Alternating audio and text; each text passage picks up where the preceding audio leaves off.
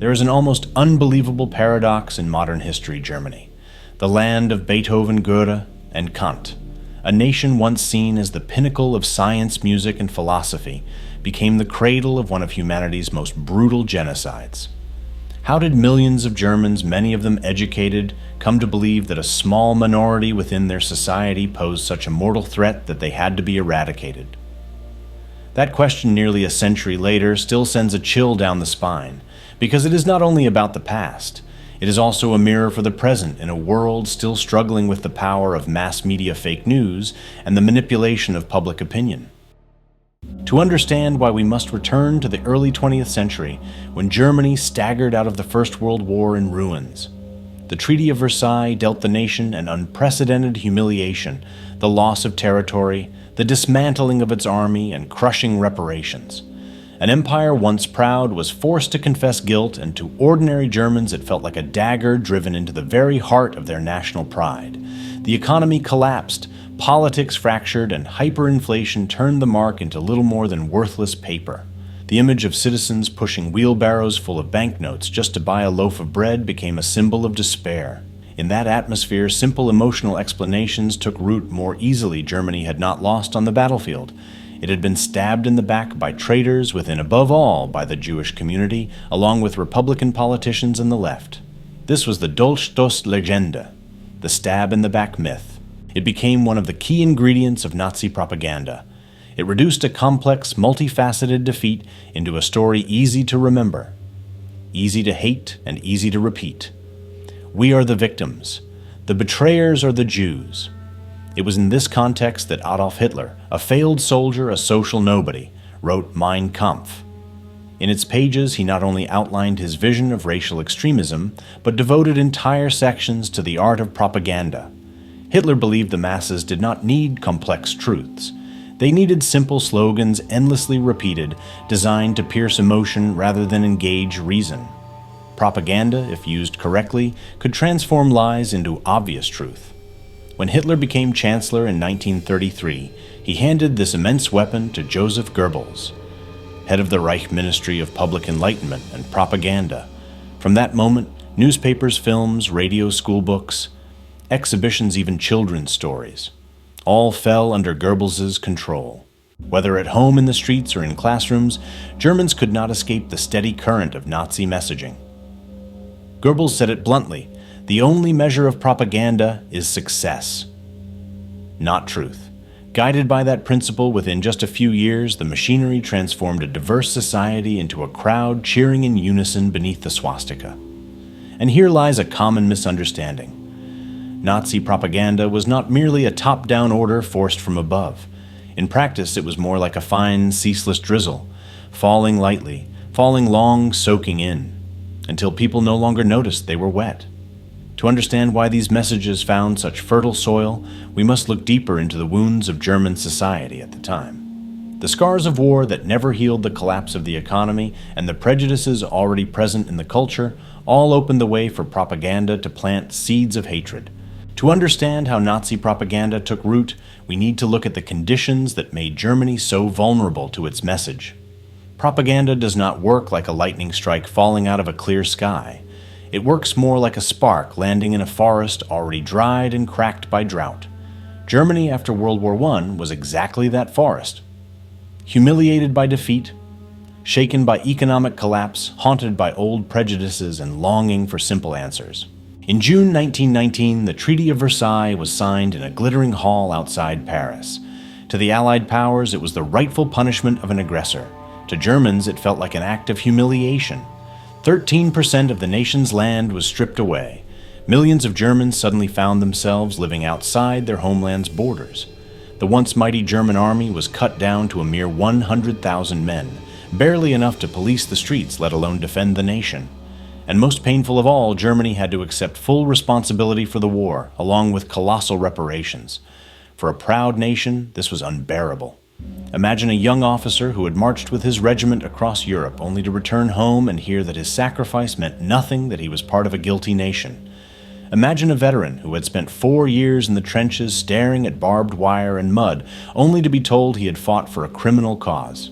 This humiliation did not remain abstract. It seeped into daily life.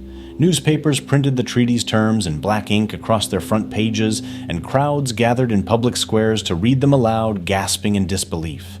Former soldiers wore their medals with pride, but also with bitterness, knowing that their government had signed away their honor. And out of this atmosphere came a story, a legend that explained the unbearable. It was called the Dolchstoß Legende, the stab in the back. According to the story, the German army had not been defeated on the battlefield. It had been betrayed at home, stabbed by traitors, Jews, socialists, and democratic politicians. The story spread quickly. Postcards circulated showing a soldier being knifed from behind. Teachers repeated it in classrooms. Veterans whispered it in beer halls as they remembered the faces of friends lost in the mud of Flanders. In smoky taverns, men clutched their mugs and nodded when someone said, "We could have won if not for the traitors." For men like Adolf Hitler, who had himself served in the trenches, this story became a personal truth. In Mein Kampf, he raged against the November criminals, the politicians who had accepted peace, and against the Jews, whom he accused of poisoning Germany from within. He described the rear lines as rotting, filled with conspirators, while the army at the front was left undefended. What made this story so effective was not evidence, it had none, but emotion. It gave millions of Germans something they desperately needed: relief. They did not have to see themselves as defeated. They could see themselves as victims. Someone else had stolen victory. Looking back now, it is easy to dismiss the myth as absurd, but in the Germany of the 1920s, it was powerful. It explained humiliation in one simple image. It restored a sense of honor even in defeat, and it prepared the ground for anyone who promised revenge. If Versailles left a scar on the spirit, the collapse of the Weimar Republic carved wounds into daily life. For many Germans, the years between 1919 and 1933 were a nightmare of instability, inflation, and unemployment. First came hyperinflation in 1923. The German mark collapsed so completely that money lost its meaning. A loaf of bread could cost billions of marks. Housewives rushed to shops with wheelbarrows of cash before prices doubled again that afternoon. People pasted worthless banknotes on their walls as decoration or burned them for fuel. Entire life savings built over decades evaporated in days. Though the currency was stabilized later, the trauma of those years lingered. Families remembered the shame of carrying sacks of money to buy potatoes. Children remembered their parents' despair. It was a scar that made people deeply distrustful of financial institutions and democratic politicians. Then in 1929, the Great Depression struck. Germany was hit harder than most countries. By 1932, unemployment had soared to 6 million, nearly 1 in 3 workers. Factories closed their gates. Mines shut down. Farmers abandoned their fields. In cities, men sold matches on street corners or begged for food. In villages, neighbors bartered what little they had: coal for bread, potatoes for milk. The numbers themselves were devastating, but the human scenes were worse. Imagine a father who had fought for the empire now lining up at a soup kitchen to feed his family. Imagine a mother pawning her wedding ring for a few coins, only to find that the price of bread had doubled overnight. Imagine children fainting from hunger in overcrowded classrooms. Meanwhile, the Weimar government appeared helpless. Coalitions collapsed in endless quarrels. Politicians debated while families starved. Democracy, instead of being a promise of stability, looked like chaos. This is the soil in which propaganda flourishes when life is unbearable and leaders seem useless. People are desperate for simple answers. Hitler provided them. His speeches were filled with promises that were short, bold, and emotional. Bread and work. Germany will rise again. These were not policies, they were lifelines. Goebbels knew how to package them. He understood that a slogan needed an enemy. If you had no job, propaganda told you why. If your wages were worthless, it pointed to a culprit. Newspapers like Der Angriff filled their pages with headlines that linked every crisis to Jews. Germany Awake Judaism damned, one headline shouted. For the unemployed, it was easier to believe in betrayal than in market cycles. For the bankrupt, it was easier to hate a neighbor than to understand global finance. Propaganda provided an outlet of villain to blame. Cinema made the dream more vivid. Leni Riefenstahl's Triumphed as Villains, filmed in 1935, transformed Hitler from a politician into a savior. It showed endless parades of soldiers, smiling children presenting flowers, and a leader descending from the clouds like a figure of destiny. For 2 hours, Germans could forget unemployment and hunger. They could imagine themselves as part of a powerful united nation once more. When people left the cinema, they returned to empty wallets and long lines, but the feeling lingered. Democracy had given them debate and confusion. Propaganda gave them certainty and rhythm. In a world of doubt, certainty was more seductive. Hatred of Jews was not a Nazi invention. It had lived in Europe for centuries, wearing different masks in different eras. In medieval towns, Jews were accused of poisoning wells during outbreaks of plague. When the Black Death swept across Europe, terrified crowds looked for a culprit, and Jewish communities often paid with their lives. In church sermons, they were described as the enemies of Christ, condemned as a people who would never belong. In many places, Jews were confined to ghettos or forced into trades despised by others, such as money lending. These roles fed stereotypes of greed and cunning. In folktales and caricatures, Jews appeared as crooked figures with hooked noses, always plotting, always counting coins. Over centuries, these images hardened into reflexes, prejudices that were passed down like family heirlooms. By the 19th century, Germany's cities had thriving Jewish populations. Bankers, doctors, professors, artists. Some were wealthy, others poor, but all remained marked as outsiders in the eyes of many Germans. Resentment simmered. In cafes, jokes about Jews were told casually. In schools, children repeated playground rhymes filled with slurs. A university lecture might still echo with the claim that Jews were incapable of true culture. This was the landscape the Nazis inherited: prejudice, like dry wood waiting for a spark. They did not need to invent hatred. They only needed to modernize it, give it a louder voice, and repeat it until it became background noise. Goebbels and his ministry recycled old stereotypes and broadcast them through every modern channel. Instead of whispered rumors, there were posters on every wall. Instead of sermons in dark churches, there were films screened in glittering theaters. Instead of gossip in taverns, there were articles in mass circulation newspapers. Children were targeted first. A book titled The Poisonous Mushroom showed Jews as dangerous predators, planting fear before children could even question it. In classrooms, teachers explained that mixing with Jews would spread disease. Math problems were rewritten to cast Jews as intruders. If 4 Jews enter a town of 200 Germans, what percentage is foreign? Hatred became arithmetic. The power of this campaign lay in its familiarity. When a poster called Jews parasites, it echoed the language of older generations. When a newspaper showed Jews as greedy, it matched the jokes heard in taverns. People accepted it, not because it was new, but because it confirmed what they thought they already knew. Surveys decades later proved the lasting effect. Germans who grew up under this propaganda were far more likely to hold anti-Semitic views than those born before or after. In regions where anti-Semitism had already been strong before the Nazis, the effect was doubled. Prejudice did not end with the collapse of the Third Reich. It echoed through families, schools, and neighborhoods long after. It might be tempting to think that education or intelligence could shield people from such lies. But repetition is stronger than reason. When every classroom, every newspaper, every rally repeats the same picture, even the most skeptical mind finds it difficult to resist the chorus. Prejudice in Nazi Germany was not debated, it was breathed like air. Another ingredient that made propaganda so effective was the psychology of crowds. Germany was not only a nation in crisis, it was a nation searching for unity. The need for a common enemy. A fractured society can be stitched together by pointing at someone who does not belong. Nazi propaganda made Jews that enemy. They were portrayed as both insiders and outsiders, close enough to blame for daily troubles, but different enough to exclude without guilt. The need to belong. After years of instability, people longed for order and structure. Rallies provided exactly that. Picture a torchlight parade winding through the streets of Nuremberg, thousands of men in uniform, the steady beat of drums, banners glowing red against the night sky. In that moment, the individual dissolved into the mass. People who felt powerless at home now felt powerful together. But there was a price to belong you had to hate. Hatred was the membership fee. The need for shortcuts. Inflation, unemployment, political paralysis. These were complex problems without easy solutions. But propaganda offered a shortcut. Instead of addressing global markets or weak institutions, it gave people a culprit. This is the reason for your suffering. Remove them, and life will improve. When applause rewarded such shortcuts, they became more attractive than any real solution. Hitler's speeches were designed to play on these instincts.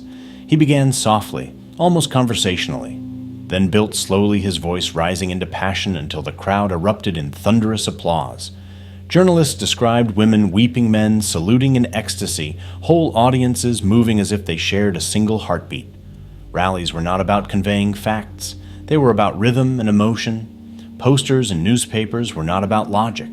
They were about framing reality so that disgust and fear were triggered automatically. When Jews were shown as rats scurrying through alleys, hatred felt like instinct, not ideology. Crowd psychology turned propaganda from a message into an experience. It was not something you read. It was something you lived shoulder to shoulder with thousands of others chanting the same words, raising the same salute. Taken alone, each of these causes might not have been enough. Versailles explained humiliation. Weimar explained hunger. Old prejudice explained suspicion. Crowd psychology explained acceptance. But together they created a perfect storm. The legend of betrayal gave people a moral script: we are victims, they are traitors. The misery of the Depression gave that script emotional fire: someone must be blamed. Old prejudice gave it familiarity: people had always heard such things. Crowd psychology gave it ritual chanting, marching, belonging. When these forces converged, propaganda no longer needed to persuade. It only needed to repeat. A slogan shouted often enough became truth. A caricature printed often enough became reality. Hatred became not a belief, but a habit. And once hatred is a habit, it no longer feels extreme. It feels normal. That was the most dangerous success of Nazi propaganda, not just spreading lies, but making lies the background noise of daily life. Think of an ordinary day in Germany around 1933. A worker reads a newspaper filled with caricatures on his way to the factory. A child recites a math problem in class that labels Jews as intruders. A mother passes a poster warning her not to buy from Jewish shops. In the evening, the family gathers around the radio to hear Hitler's voice rising with passion. None of them seeks out this message, yet all of them breathe it. Propaganda has become the air. By the early 1930s, the ground was ready. Humiliation had been given a story. Hunger had been given a culprit. Prejudice had been dressed in modern clothes. And the crowd had been given rhythm and belonging. All that remained was for the propaganda machine to flood every street, every classroom, and every cinema until hatred became the atmosphere in which Germans lived their daily lives. When Hitler rose to power in January 1933, he understood something vital. Armies could conquer land laws, could silence opponents, but only propaganda could shape the soul of a nation. Within weeks, a new ministry was born, the Reich Ministry of Public Enlightenment and Propaganda. Its leader was Joseph Goebbels, a small man with sharp eyes, a limp from childhood polio, and an iron conviction that words could be as deadly as bullets. Goebbels once told his staff, "It is not enough to rule by force. People must want to believe." To him, propaganda was not decoration. It was the bloodstream of power. Goebbels quickly brought the German press under his grip. Independent newspapers were closed or merged into Nazi-owned chains. By October 1933, the editorial control law made it illegal for Jews to work in journalism. Every editor had to be approved by the regime. Otto Dietrich, the Reich press chief, issued daily instructions, sometimes hour by hour, telling newspapers what stories to run, which words to use, which images to print. Imagine waking up in Berlin, buying a newspaper at the corner stand, and no matter which paper you chose, the headlines screamed the same message: Jews are dangerous. Hitler is Germany's savior, the nation is rising. Doubt disappeared not because it was argued away, but because it was simply absent. Control spread to radio, film, theater, literature, music, art, and even museums. Nothing was too small. A play in a provincial theater, a children's puppet, show a traveling art exhibit. Each had to follow the party line. Goebbels described propaganda as a piano upon which the government must play. Every key, press posters, school books, cinema, had to sound in harmony. Among all instruments, film was his favorite. He believed movies reached the heart more directly than speeches or books. In a darkened theater with music swelling and images flickering larger than life, viewers were vulnerable. The most infamous was Der ewige Jude, the Eternal Jew, released in 1940. It showed footage of Jewish families in the Łódź ghetto cut together with images of rats pouring through sewers. The suggestion was crude but unforgettable. Jews were vermin, a plague to be eradicated. Even more popular was Judd Seuss, also from 1940. It told the story of a Jewish man rising to power and using it to exploit and assault Germans. The climax showed him raping a German woman who then killed herself in despair. Audiences left theaters shaken and furious. Many wrote in diaries that the film confirmed their belief that Jews were predators. SS guards were shown the movie before duty to steel their conviction that cruelty was justified. Earlier in 1933, another film, Hitler Junge Keks, told the story of a boy who defied his communist father to join the Hitler Youth. He died for the cause, becoming a martyr. Children wept in the theater. Parents left convinced that even the young could give their lives for the future of Germany. And of course, there was Leni Riefenstahl's Triumph de Villains. Filmed in 1934 at the Nuremberg Rally, it showed Hitler descending from the clouds by plane, welcomed by oceans of saluting men. With 30 cameras, 61 hours of footage, and months of editing, Riefenstahl transformed a rally into a vision of destiny. Hitler appeared not as a politician, but as a messiah. Her follow-up Olympia documented the 1936 Berlin Olympics. It lingered lovingly on the bodies of German athletes presented in slow-motion muscles shining under dramatic light. The games were framed as proof of Aryan superiority and German technological brilliance. Even Jesse Owens's triumphs were overshadowed by images of German grandeur. Cinema did not argue. It was enchanted. It bypassed logic, stirred emotion, and left its imprint long after the credits ended. If cinema cast spells in dark theaters, radio carried Hitler's voice into every home. The regime produced cheap radios called Volksempfänger, the people's receiver. They were sold at subsidized prices so that even poor families could afford them. By the late 1930s, over 70% of German households owned one. In villages, neighbors gathered at the local pub to listen. On farms, families sat around the set in barns. In city squares, loudspeakers broadcast speeches to crowds who could not afford radios. No one could escape the voice of the Führer. Imagine being a child in 1935, sitting with your parents, hearing Hitler speak on the radio. His words rise, filled with passion, promising dignity and revenge. Outside posters echo the same message. At school, your teacher repeats it. In the cinema, you see it acted out. After enough repetition, the message is not something you question. It is the world you inhabit. Posters were everywhere on street corners and train stations and schools and offices. Their design was simple and striking. A fat caricature of a Jew clutching money with the slogan, "The Jews are our misfortune," a warning not to buy from Jewish shops. Smiling Aryan families contrasted with sinister Jewish faces. There were also traveling exhibits like the Der ewige Jude exhibition of 1937. Millions attended, walking past panels that described Jews as criminals, parasites, corruptors of culture.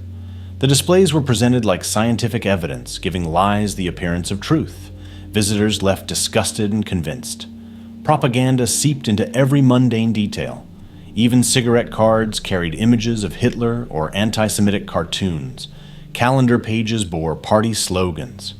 Everyday life became saturated with the message. Perhaps the most disturbing success of propaganda was its conquest of children. Hitler put it bluntly, "He who owns the youth gains the future." Schools became training grounds for ideology. Biology taught racial science, charts of skulls, diagrams of bloodlines, lessons on the supposed inferiority of Jews. History books glorified German victories and painted enemies as eternal threats.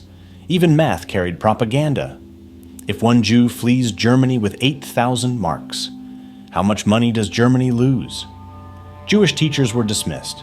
Jewish students were expelled or humiliated. The classroom became a stage for indoctrination. Beyond school, children were funneled into organizations. Boys joined the Hitler Jugend Hitler Youth, where they learned discipline marching and paramilitary skills. Girls entered the Bund Deutscher Mädel League of German girls trained in homemaking and loyalty. Both groups offered camps games, songs and adventure, but always infused with Nazi ideology. At summer camps, boys crawled through mud, through grenades and exercises, sang around bonfires about blood and honor. Girls braided each other's hair, cooked communal meals, and pledged to raise future Aryan families. Former members remembered the thrill of belonging. A boy receiving his first Hitlerjugend dagger felt he had been chosen for greatness. A girl learning domestic duties believed she was serving the nation. For children, propaganda was not a lecture, it was life itself. School lessons, games, songs, and rituals. By adulthood, anti-Semitism was no longer shocking. It was normal. While children were indoctrinated, adults were swept into rallies. The Nuremberg rallies became legendary, vast arenas filled with hundreds of thousands choreographed like a symphony. By day, columns of soldiers marched with mechanical precision. By night, torches lit the sky in rivers of fire. The smell of smoke, the beat of drums, the glow of banners. Every sense was engaged. At the climax, silence fell. Hitler stepped forward. His voice began soft, almost intimate, then rose like a storm. Each pause was calculated, each crescendo timed. The crowd responded as one body, cheering, saluting, weeping. American journalist William Shearer, who witnessed the rallies, described women staring at Hitler as if at a savior, their faces transformed.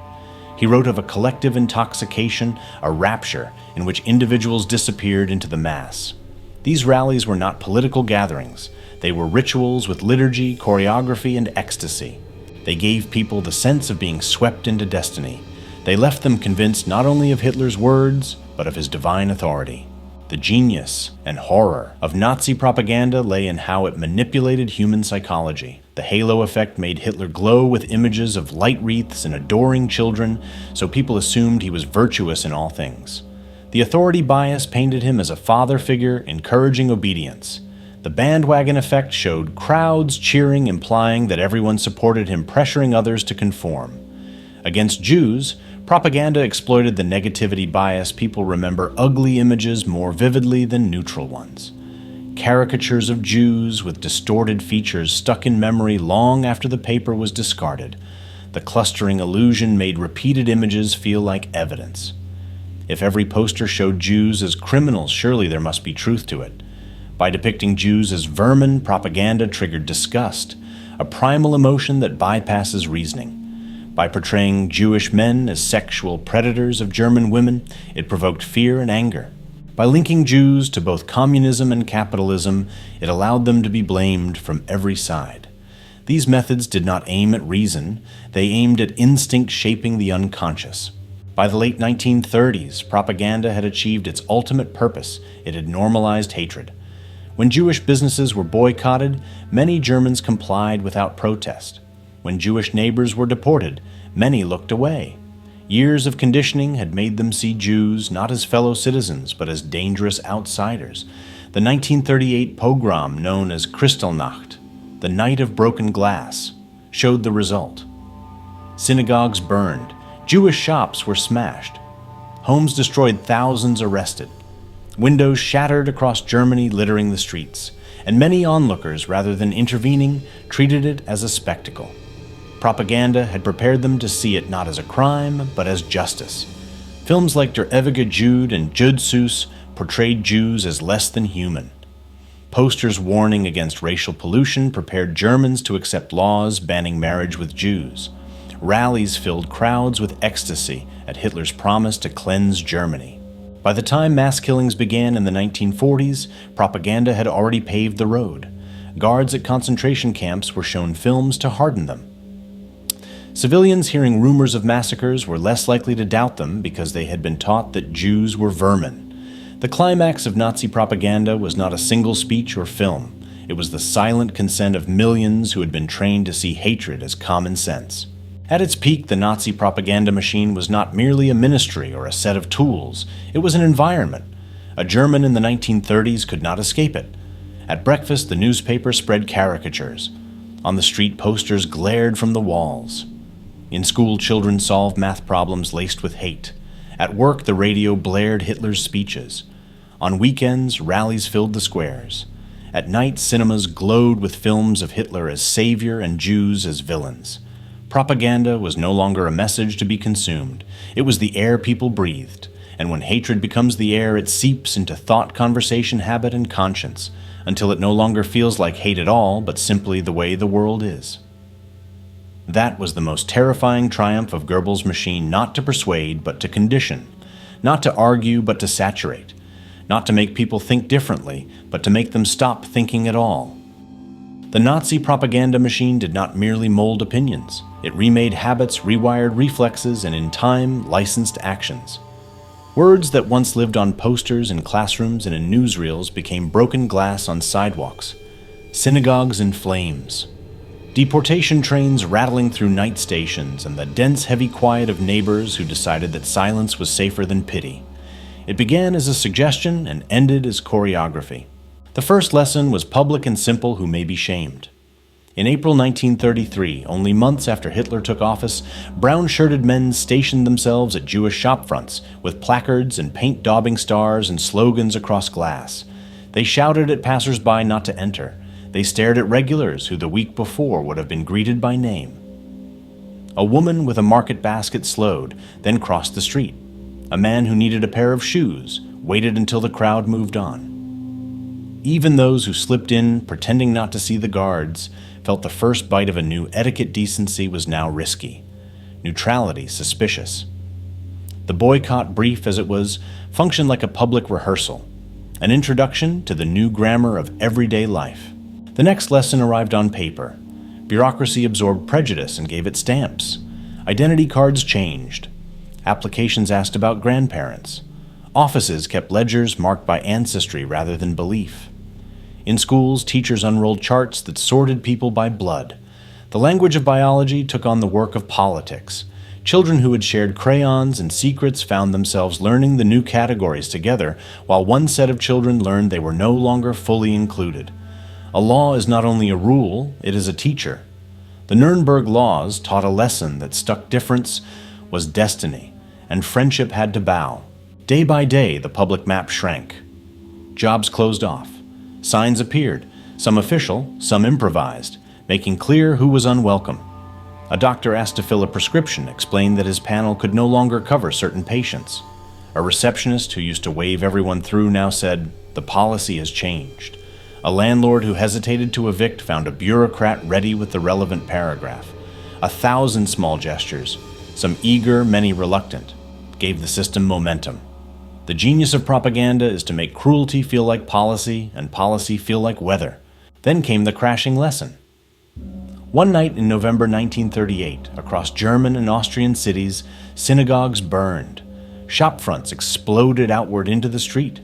Homes were invaded, rooms, overturned drawers, spilled photographs torn. Cemeteries were smashed. Firemen kept flames from leaping to non-Jewish buildings while they let the sanctuaries burn. Crowds formed. Some looted, some stared, some turned away. The sound of glass under lamps and jackboots gleamed and hissed at once. This was not a surprise from a clear sky. It was the storm long forecast by posters and speeches now arrived. When the sun rose, pavement glittered with the shards of the night, and many people did what they had been trained to do: sweep a path, say nothing, and step around. Silence took on a shape. Not everyone cheered. Not everyone threw a stone. Most people learned to close the shutters at the scrape of boots, to busy their hands when a knock came at a neighbor's door. They learned, because the new world had taught them, that a question could sound like an accusation, that concern could look like a confession. It is tempting to imagine that the only engine of atrocity is fanaticism. In truth, indifference, well coached and widely shared, does as much work as zeal. By the time war began, exclusion was no longer a spectacle. It was routine. Names vanished from office directories. Scholars were struck from faculties. Lawyers' brass plates were unscrewed. Doctors lost their patients. Musicians their orchestras. Schools posted new rules about who could enroll. In districts that once pulsed with Jewish commerce and culture, shutters stayed down and doorbells stopped ringing. A community was being unstitched in public one thread at a time, so steadily that even the sound of tearing became ordinary. Wartime deepened the logic. Official voices stopped painting Jews as unpleasant neighbors and began depicting them as existential enemies, disease carriers, conspirators, poisoners of the nation's blood. Films recycled the ugliest caricatures. Radio repeated the message in an even tireless hum. Newspapers found proof in rumors and invented plots. Euphemism did the rest. People disappeared to the east. Freight cars stood at sidings, doors, shut windows high. There were notices about property to be collected. Someone knew and did nothing. Someone suspected and changed the subject. Someone did not want to know and learned how not to know. Picture an ordinary kitchen table in 1942. A child asks where the neighbors have gone. The father says, "Don't ask questions that make trouble." The mother says, "They've been moved. It's not our concern." The grandparents exchange a glance that says they have seen this kind of thing before, though not with such efficiency. The radio on the shelf crackles with the day's bulletin. The poster in the stairwell still says who to avoid and where not to shop. The family finishes eating. The child is told to wash up. A normal day continues, which is the point. Propaganda succeeds when atrocity can be folded into everyday life without ripping the surface. The same method disciplined feelings toward other targets. Pamphlets recast the disabled as burdens to be relieved, and films dressed killing as mercy.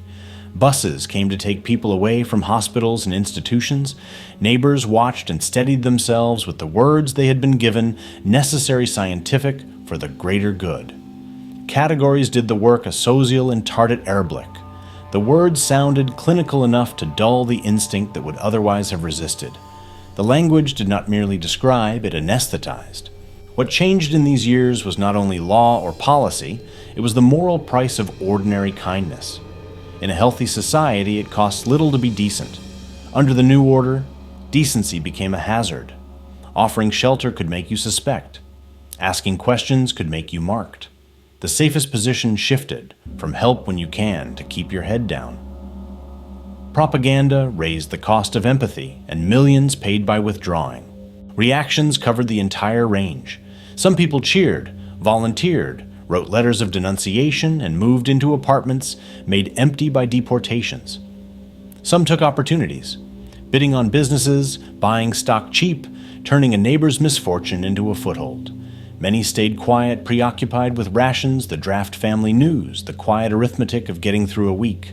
Others were afraid of the knock of the file of being named. It is a common misunderstanding to imagine a nation of identical fanatics. The truth is more troubling, a nation of mostly ordinary people living under a system that taught them which instincts to suppress and which to perform. There were exceptions that mattered because they show what the system required to function. A pastor preached that the persecution was sin. He vanished into a prison. A circle of students produced leaflets and scattered them in stairwells. They were captured and executed. A clerk slipped a warning to a colleague. A neighbor left a loaf of bread. A guard looked away just long enough. These small mercies did not stop the machine, but they marked the line where the individual remains visible despite the fog. Propaganda aimed, among other things, to make that line look foolish. Beyond Germany's borders, the same grammar of exclusion spread under occupation. Posters bearing the same motifs appeared in French and Polish and Hungarian. Newspapers in occupied cities adopted the same tone. Loudspeakers blared the same certainties. Collaboration took many forms, some enthusiastic, some practical, some compelled. But one technique was common everywhere: the cultivated habit of looking away. The message traveled quickly because it did not require conversion so much as permission. When Allied soldiers reached the camps, the odor reached them first. They saw storerooms full of shoes and hair ledger books listing arrivals and transfers like shipments. Barracks where people lay stacked in their last hours. They had known about war. They discovered the scale of a campaign against human meaning. In the trials that followed, judges did something unprecedented. They treated propaganda itself as a crime that enabled crimes. A newspaper editor who had never signed a transport order was convicted because his words had prepared the ground and hardened the heart. A world that had underestimated the force of images and slogans was forced to admit what they had done. After the regime fell, a phrase circulated: "We didn't know." Sometimes it was terror speaking. What else could be said? Sometimes shame. Often it was something learned, the admission that not knowing had become a habit cultivated for safety, then preserved for comfort. Family stories broke off mid-sentence. Photo albums included faces no one explained. Children grew up inside the echo of things unsaid. The damage reached both those who were persecuted and those who watched. It altered for years a society's capacity to see plainly and to speak early. A long echo followed. Decades later, studies found that people who had spent their formative years inside the propaganda-saturated world were more likely to retain anti-Semitic views than those born earlier or later, and that regions where prejudice had been strong to begin with saw the effect magnified. It is natural to hope that time alone rinses poisons away. The evidence suggests that repetition in childhood can set sediment that even honest schooling and democratic life struggle to shake loose. The final inventory of consequences is not just a list of laws and actions, though those matter down to the last stamped file. It includes, too, the transformation of ordinary people into inhabitants of a world where cruelty seemed reasonable and compassion seemed strange. 6 million Jews were murdered. Roma families disabled children. Political opponents, gay men, and many others were crushed under the same justification of cleansing and order. The system did not need everyone to hate. It needed enough people to accept, to profit, to look away. When the posters finally came down, the habit of looking away did not disappear with them. It persists in families that learn to keep certain subjects off the table, in towns where empty houses were never asked about, in the reflex to retreat from trouble that does not wear your name. Undoing such a habit is slow work. It requires the opposite of propaganda's methods: patience instead of spectacle, particular stories instead of slogans, questions instead of certainties. What endures as warning is this propaganda rarely defeats us with logic. It defeats us with repetition and mood, by changing what we notice, what we ask, what we dare to say aloud. Given time, it can convert neighbors into spectators, spectators into accessories, and accessories into heirs of a silence they will spend years trying to explain. The most dangerous victory it wins is not in the mind, but in the timing of the heart, teaching it to hesitate, then to harden, then to pass by. That in the end is what consequences and social reactions means here. Not only the shattered glass, the sealed doors, the ash-filled chimneys, but the long schooling of a people in how not to see. The regime fell. The training lingered. The world remembers the posters and the parades. It must also remember the smaller, quieter choreography, the turned face, the closed curtain, the silence that made everything else possible. The story of Nazi propaganda does not end with the rubble of 1945. The slogans faded from walls, the radios fell silent, and the films stopped playing, but the echoes remained. Hatred that had been sharpened into habit did not vanish overnight. Silence. Once a survival skill became a post-war inheritance. And for those who study, those who remember, those who try to explain, one central task remains to extract lessons, to trace legacies, and to guard the values that can prevent such a descent again. The first lesson is simple and disturbing. Propaganda works not because people are stupid, but because people are human. It plays not on logic, but on emotion. Repetition, rhythm, and imagery can sway even the skeptical when they are repeated, often enough, loud enough, and early enough. Posters shouting that the Jew is our misfortune were crude, yet they worked because they were everywhere. A lie heard once may be doubted. A lie heard 1,000 times begins to feel like common sense. The second lesson is that propaganda thrives on silence. It does not need every citizen to cheer. It only needs most citizens to stay quiet. The neighbor who avoids eye contact. The teacher who does not object, the colleague who shrugs. All these silences accumulate. In time, silence weighs more heavily than applause. It builds the impression that everyone agrees, and that impression is enough to paralyze dissent. A third lesson is that education alone is not protection. Many of those who accepted Nazi propaganda were well educated: teachers, doctors, lawyers, even scientists. Knowledge does not automatically shield against manipulation. What shields us is critical thinking, a willingness to question, a courage to ask, is this true? Is this just? When schools themselves become channels of propaganda, education can become a weapon against the very values it is meant to defend. Another lesson is about gradual change. Atrocities rarely arrive announced. They arrive step by step: a boycott, a law, a speech, a night of broken glass, a train. Each step feels survivable, and so people adapt. But adaptation becomes complicated. The warning for us is that waiting for a clear line in the sand is dangerous. By the time that line is visible, it may already be too late. From Nazi propaganda, we also learn about ourselves. We learn that fear and fatigue make fertile soil for lies. A population exhausted by inflation, unemployment, and humiliation after defeat was desperate for certainty, for pride, for an enemy to blame. Propaganda did not invent that desperation, but it harnessed it. The warning is that any society suffering a crisis is vulnerable to those who promise simple answers and point to convenient scapegoats. We learned, too, that cruelty can be dressed as virtue. Posters about euthanasia called it mercy. Deportations were called resettlement. Exclusion was called protection. When words are twisted, morality is inverted. The lesson is to be wary whenever policies ask us to deny empathy in the name of safety, strength, or purity. And perhaps the hardest lesson: ordinary people are enough. The Holocaust was not carried out only by fanatics in uniforms. It was enabled by clerks, teachers, shopkeepers, policemen, people who saw themselves as ordinary. Propaganda teaches us how quickly ordinary can be bent to extraordinary cruelty. The legacy of Nazi propaganda lingered long after the regime collapsed. Surveys decades later revealed that Germans who had grown up during the Nazi years retained more anti-Semitic views than those born earlier or later. Prejudice planted in childhood hardened like concrete. In areas where anti-Semitism had been strong before the Nazis, the effect was magnified. Propaganda did not simply persuade for a season, it reshaped mental habits for a lifetime.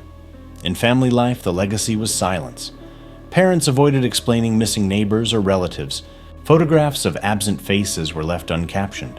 Children grew up with unanswered questions, learning instinctively that some topics were dangerous. This silence became another form of inheritance, a scar carried not only by those targeted but by those who had lived beside them. The legacy also shaped German politics and culture after the war. To rebuild a democracy, Germans had to confront how language had been weaponized, how lies had been normalized. This confrontation was uneven, often resisted but essential. The Nuremberg trials declared that propaganda itself could be a crime, a tool of atrocity. That judgment was not only about the past, it was a precedent for the future. Internationally, the legacy of Nazi propaganda influenced how nations think about speech media and education. After 1945, many democracies enshrined protections for press freedom, recognizing that a controlled press can become an instrument of tyranny. At the same time, societies became more alert to the dangers of hate speech. Bans on incitement, on Holocaust denial, and on racist propaganda emerged as attempts to draw a boundary. Imperfect, contested but rooted in the lesson that words can kill. The study of propaganda itself became a field as historians, psychologists, and communication scholars tried to understand how millions had been convinced, numbed, or silenced. The goal was not only to explain the past, but to prepare for the future, to help citizens recognize manipulation when it comes dressed as news, art, or science. From these lessons and legacies emerge values that matter for us now. One is the value of free, plural voices. A society must protect independent press, diverse art, and open debate. When one voice drowns out, the rest truth shrinks and lies grow. Another is the value of critical literacy. Citizens must learn not only facts, but habits of questioning. They must learn to ask, who benefits if I believe this who is being blamed? What evidence is missing? Education must be more than knowledge. It must be practice in doubt. A third is the value of empathy. Propaganda succeeds by eroding empathy, by teaching us to see others as alien, dangerous, subhuman. The defense against that is deliberate cultivation of empathy, through stories, through encounters, through remembering. Empathy is not automatic. It is a value to be trained, reinforced, defended. A fourth is the value of courage in small acts. Resistance does not always mean grand gestures. Sometimes it means refusing to laugh at a cruel joke, refusing to spread a rumor, refusing to stay silent when silence feels safe. Small acts matter because propaganda thrives on conformity. Breaking conformity, even in tiny ways, weakens its hold. Finally, there is the value of vigilance. Propaganda rarely announces itself as propaganda. It comes as entertainment, as patriotism, as common sense. The defense is to remain alert, to notice repetition, to notice scapegoating, to notice when compassion is being recast as weakness. These lessons matter only if they are remembered. Propaganda teaches us that truth can be fragile, that silence can be complicit, and that cruelty can be disguised as duty. Yet it also teaches us what must be guarded. Free voices, critical questioning, empathy that resists erosion, the courage of even small acts, vigilance in uncertain times. These are not abstract virtues but living defenses.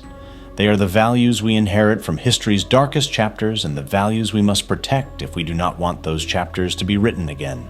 In the beginning, we asked, how did Nazi propaganda become so devastatingly effective in cultivating hatred, in silencing compassion, in preparing a nation for atrocity? The answer was not found in a single poster or a single speech. It was found in saturation, in repetition, in the patient teaching of silence. Propaganda became the background music of daily life until it felt like the weather, inescapable, unquestioned, ordinary. The danger was never only in the loudest moments. The rallies, the bonfires, the glass shattering on November nights. The danger was also in the quiet gestures, the turned head, the lowered eyes, the words not spoken. A society was not simply convinced, it was trained. It was trained to accept that cruelty was duty, that neighbors were enemies, that compassion was weakness. We have traced the mechanisms, the consequences, the legacies. We have seen how propaganda thrives on fear fatigue and the longing for certainty. We have seen how it colonizes language, inverts morality, and numbs conscience. We have seen how its echo lingers across decades, shaping not only those who believed, but also those who stayed silent. And we have drawn lessons, the need for plural voices, critical literacy, deliberate empathy, courage in small acts, vigilance in times of uncertainty. But the story is not only about Germany in the 1930s and 40s, it is about us now and always. Propaganda does not belong to a single nation or a single era. It belongs to human weakness and human power. Every society faces moments of fear. Every society hungers for simple answers. Every society is tempted to silence the inconvenient voice, to look away from the uncomfortable truth. The mechanisms are universal. The warning is universal. So the question comes back to us. If words can be weapons, will we recognize when they are sharpened? If silence can be complicity, will we dare to speak when it costs us? If cruelty can be dressed as virtue, will we know the difference? The story of Nazi propaganda leaves us with no easy comfort. It leaves us instead with responsibility. Responsibility to remember how quickly decency can be redefined. Responsibility to protect the space where truth can be spoken. Responsibility to notice when the weather of lies begins to change the air around us. The posters are gone. The radios are silent. The marches are over. But the habits of silence, of conformity, of looking away, those remain possible in every time and place. The final lesson is not to imagine that we would have been braver, but to decide whether we will be braver now. And so the circle closes where it began, with a reminder that propaganda's greatest danger is not that it convinces, but that it conditions. It does not only change what we think, it changes what we fail to notice, what we choose not to ask, what we allow ourselves to ignore.